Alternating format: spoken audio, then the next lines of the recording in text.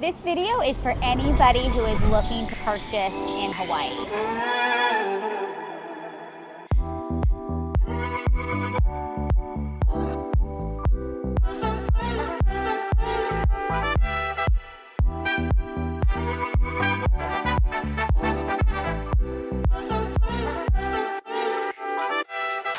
My name's Kirsten Connell. I am the co-owner of Hawaii Home Group, brokered by eXp Realty. And if you are looking to purchase here on island, it is really important to understand the difference between fee simple ownership and a leasehold ownership. So let's dive in. Inevitably, we have clients that reach out to us and say, wow, I thought Hawaii real estate was expensive. Look at this great deal. So let's take a look at one of those. This one at Hawaiian Prince Apartments is $82,000. Sounds like a really good deal, right? For a 1-bedroom, 1-bath in Waikiki, one of the best places for tourism in the country. Well, you're right, Mr. Buyer. This property is not exactly the type of ownership that you're probably used to.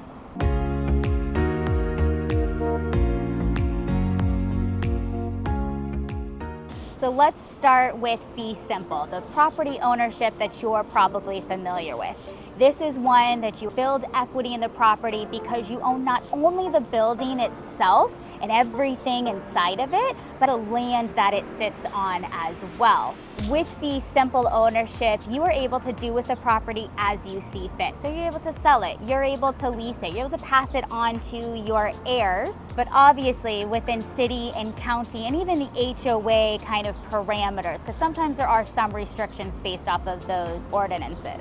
This type of ownership is considered the highest form of ownership in the United States.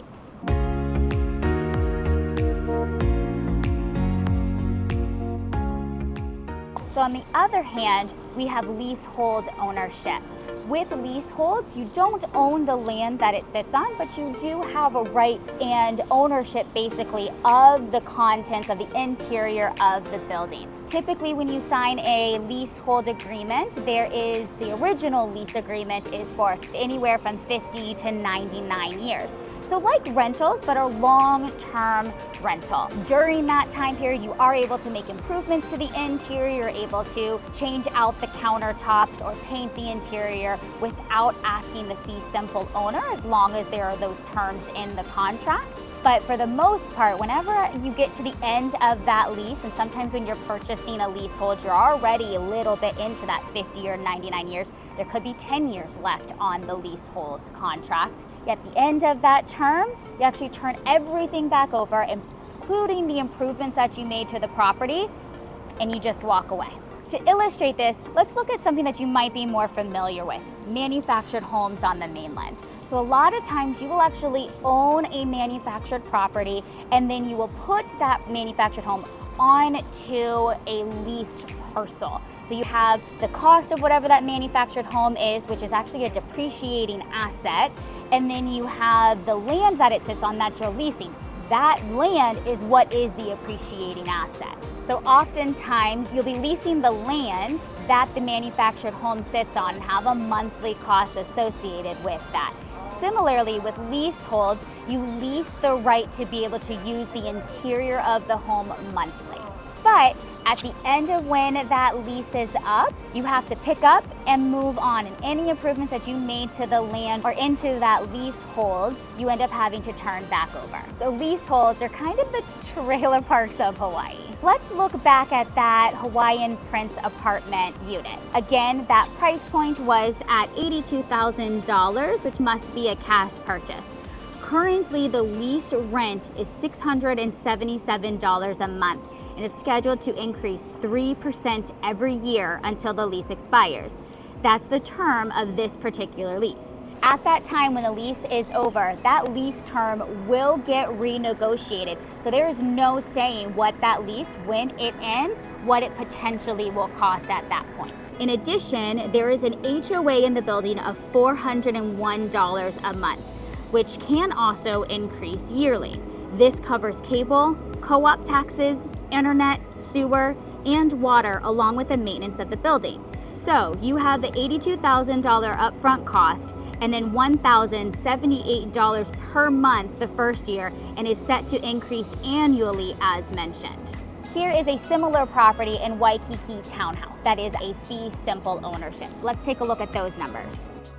If you were to put that same $82,000 down, your monthly cost for the mortgage would be about $3,500 with a 6.9 interest rate, which is pretty average for today's market, which that includes your HOAs.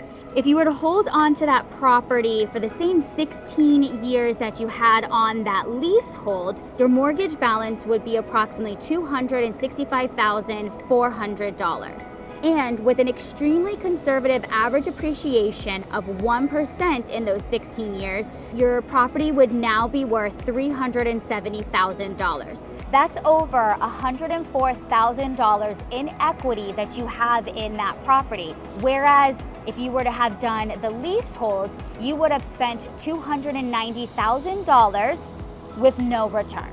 So in conclusion, there's obviously major differences with what you're able to do with the property with a leasehold versus a fee simple.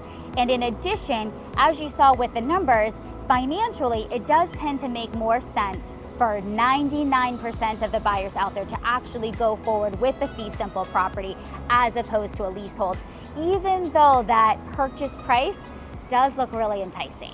I hope you found this information helpful. If you do have any additional questions regarding leaseholds or fee simple and what might be best for your family and how to strategize, feel free to reach out to us. We will put our contact information on the screen and a link to our Calendly. So if you actually want to schedule a call with us, feel free to use that. Again, I'm Kristen Connell with Hawaii Home Group. I hope you have a great day and aloha.